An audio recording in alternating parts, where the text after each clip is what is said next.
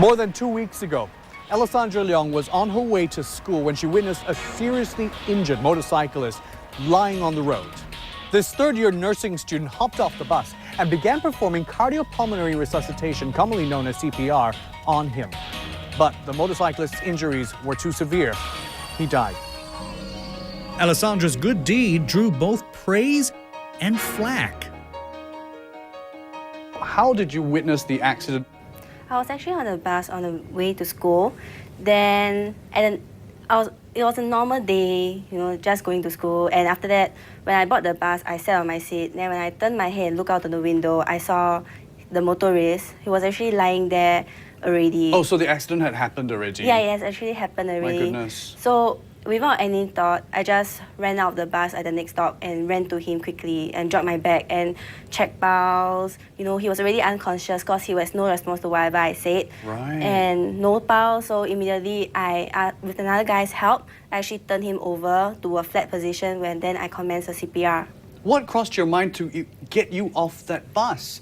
I mean, you weren't even walking by, you were on your way passing by, and like you said, without a thought, you just got off the bus and went there. What crossed your mind?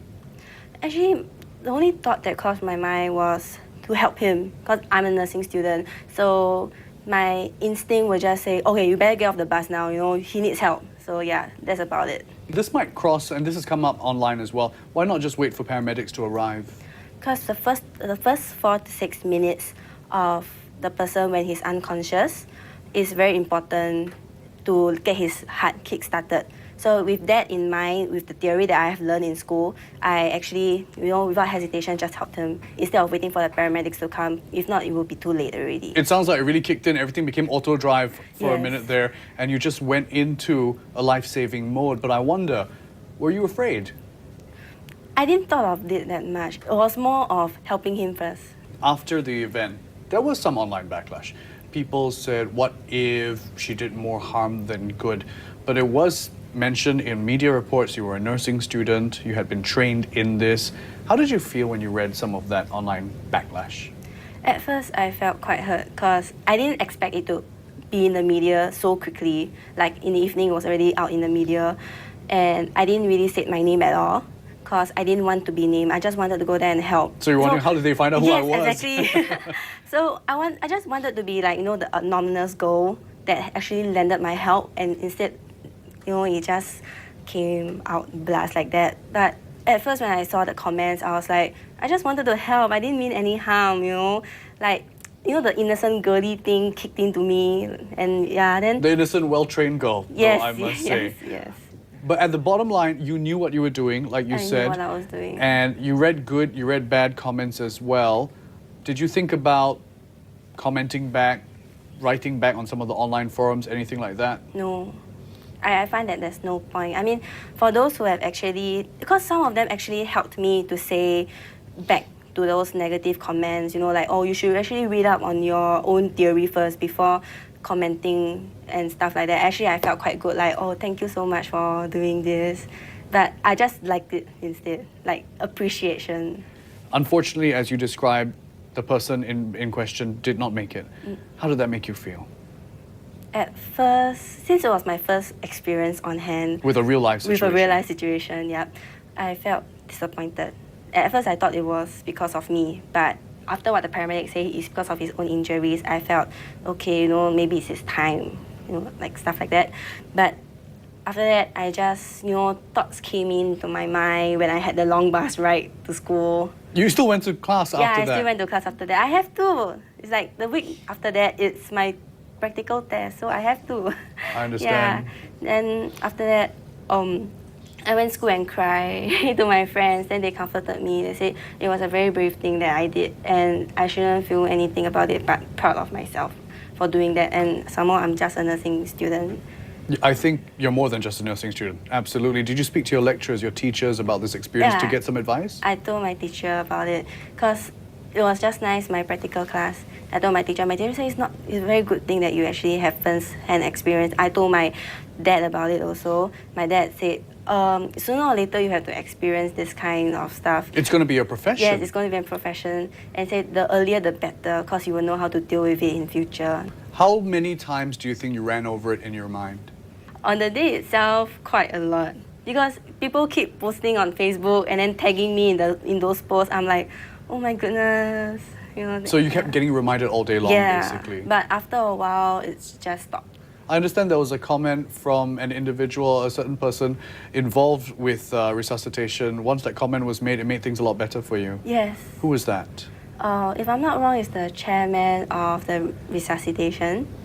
And what did he say? He said that it was actually one of the right thing to do.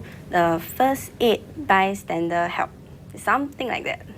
Yeah. And how did that make you feel when you saw the chairman make that It comment? made me feel a lot better. It made me feel that I really have done something correct. Your ambition, your training, obviously, to be a nurse. Yes. This was your first real life situation. Yes. Where in one of your nursing training areas at your School of Health Sciences here in Ngee Ann. How does that make you feel about your ambition? Because this is the environment you train in. It's not real life, it's a training environment. But there you were, face to face. How does it make you feel about your ambition now? It made me feel a lot stronger, I can say. And made me feel more confident with my own skills. Because all we do in school is mannequins. We don't really get much hands-on on real patient except during attachment-wise.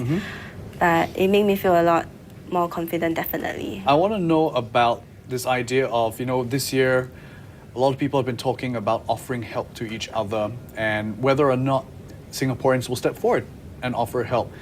When you did this, like you said, not a thought crossed your mind, you just knew you had to run there and help. Do you think it's easy to offer help as a Singaporean? I guess it will be a 50-50%. It depends on circumstances. Like, sometimes you don't know what to do, you don't know how to help. Unless there's like a trained person, then you maybe know how to help.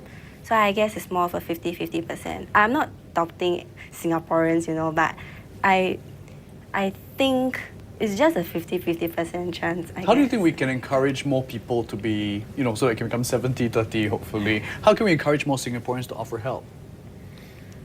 I guess a big part of it for you was the fact that you're familiar and you're well trained. Yes.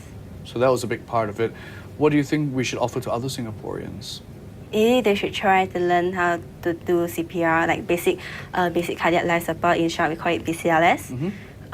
Maybe that would do, because sometimes they will teach first aid also. So in that way, they would help and they could step forward in terms of any circumstances to help the injured person.